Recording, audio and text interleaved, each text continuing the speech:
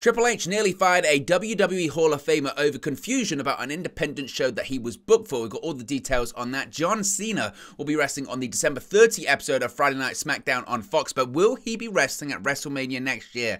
And if so, who will his opponent be? We've got the very latest details on the former 16-time world champion status for the grandest stage of them all. When will WWE next be back in Saudi Arabia? And we have the reason why the WWE live event scheduled for next year in India was cancelled.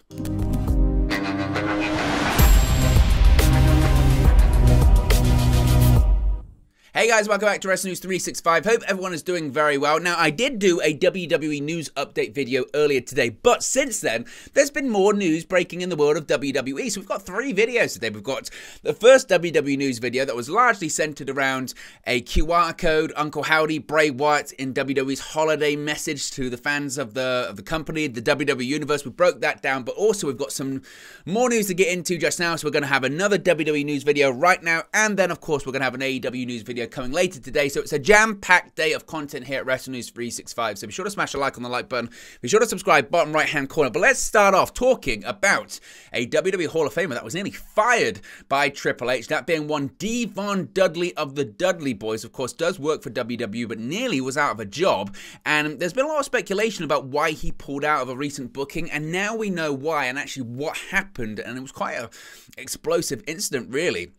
Now, a report has emerged suggesting that WWE threatened to fire a Hall of Famer if they took an independent booking.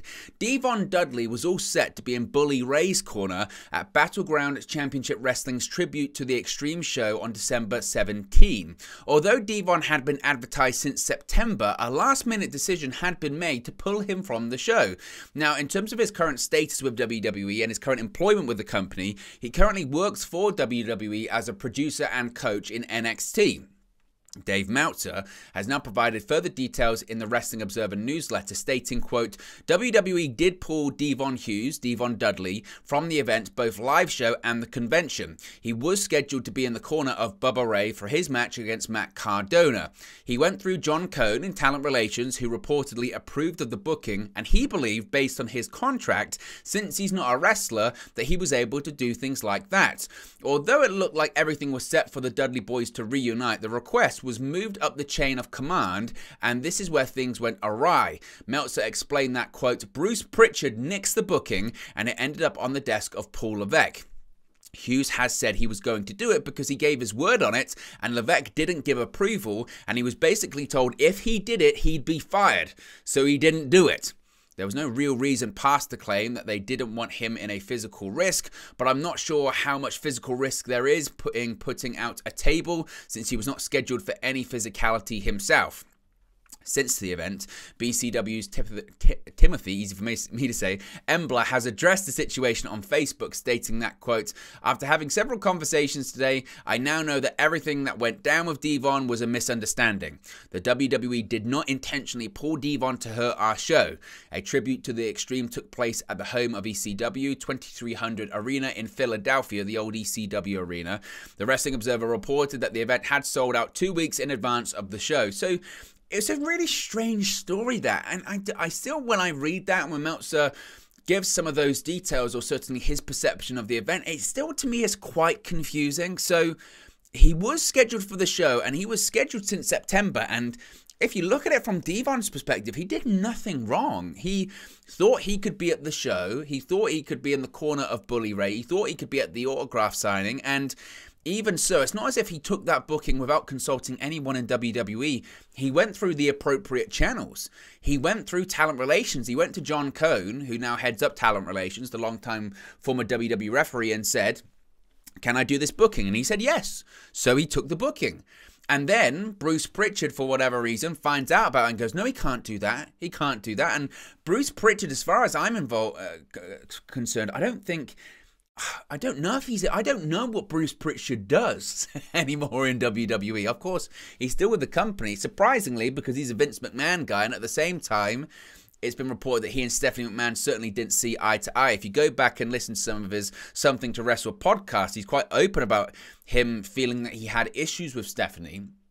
But when John Laurinaitis was sent home earlier this year by the company, Bruce Pritchard, for maybe like a week, or maybe even less than that, stepped into the talent relations role on an interim basis just so there was a point of contact there. But then very quickly Triple H came in and he was going to take over talent relations, go back into his old role, because of course that was his old role in WWE, was involved with talent relations. And then because as things continued to snowball and get bigger, it was then that he was given the head of creative title within WWE, and now he's the chief content officer, etc. So I don't know where Bruce Pritchard is currently working within WWE. I don't know if he's still working in creative, as he was under Vince McMahon. Of course, he was the executive director for both Raw and SmackDown. So I don't know if he's working on creative with Triple H. I don't know if he's working in talent relations with Triple H, because of course Triple H oversees both.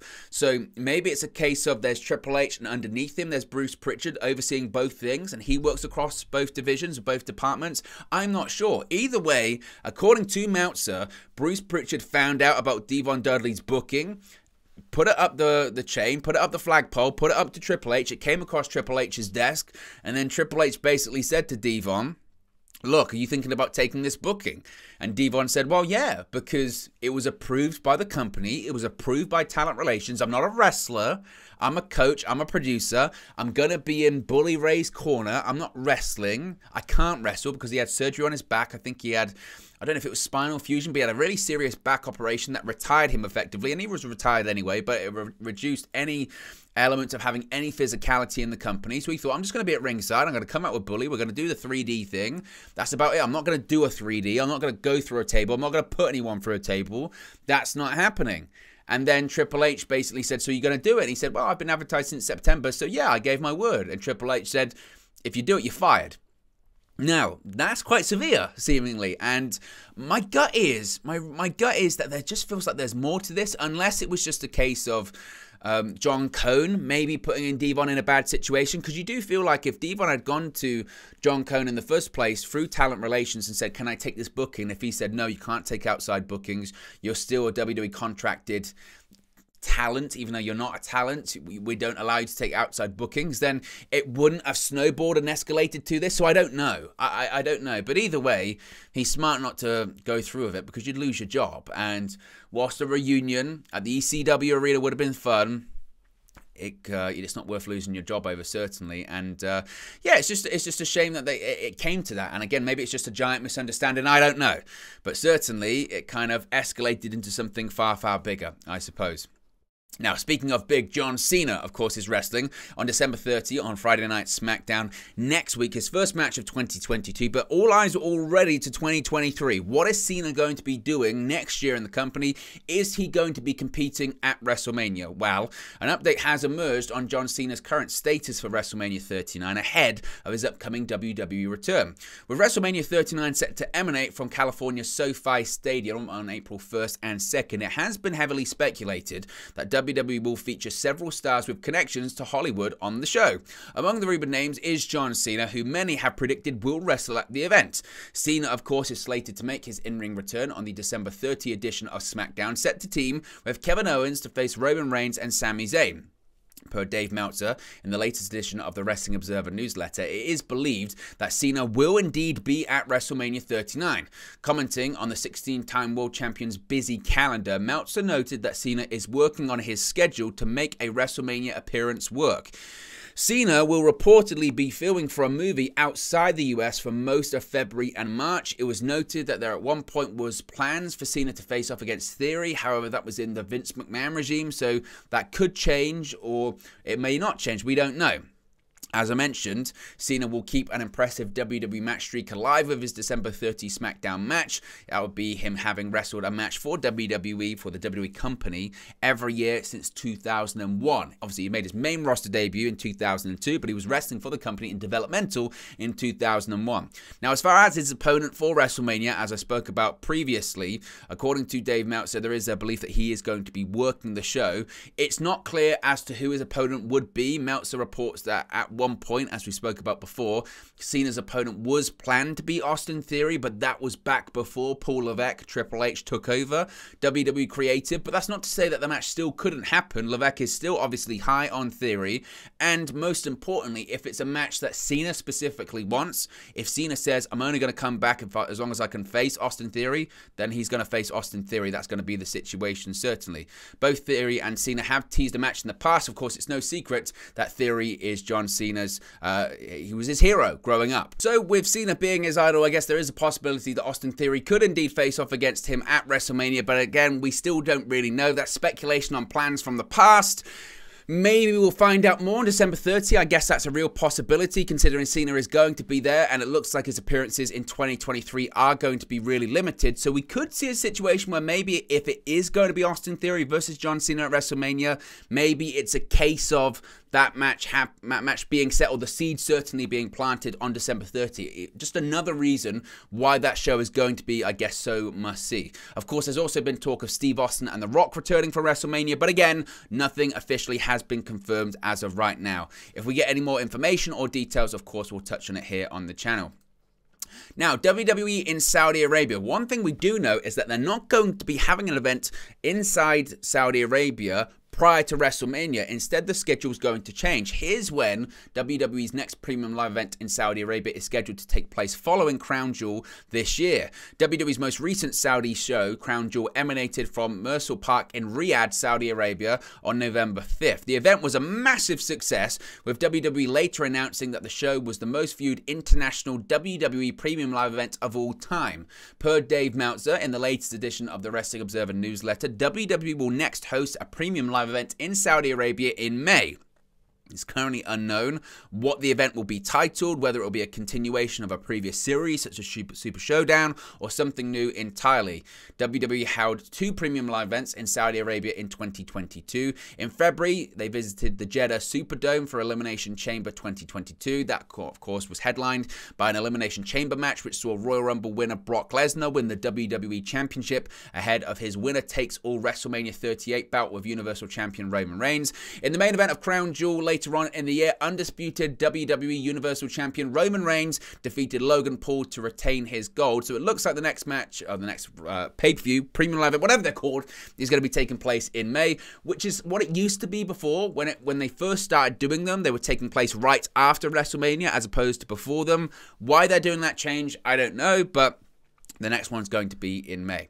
Speaking of international events, of course, a big one was set to take place in January in India.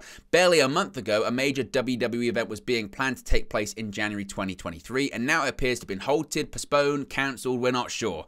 The show was scheduled to take place on January 18, 2023, and would have taken place at the Gachibowli Indoor Stadium in Hyderabad, India. There had been reports that the show had been postponed for unspecified reason. That came from a report from WrestleVotes yesterday. Now, Dave Meltzer has elaborated in the current Wrestling Observer newsletter, stating, quote, the January 18 show that was scheduled for Hyderabad, India, where Sony 6, which is WWE's television partner in India, was bringing in WWE for a big live event to be built around the Indian talent and some of the other major stars, is now off. The decision was made by Sony 6, which is merging with Z in India, to hold off the show until the merger is finalized. The merger is expected to go through in April, so the show could take place or would take place after then.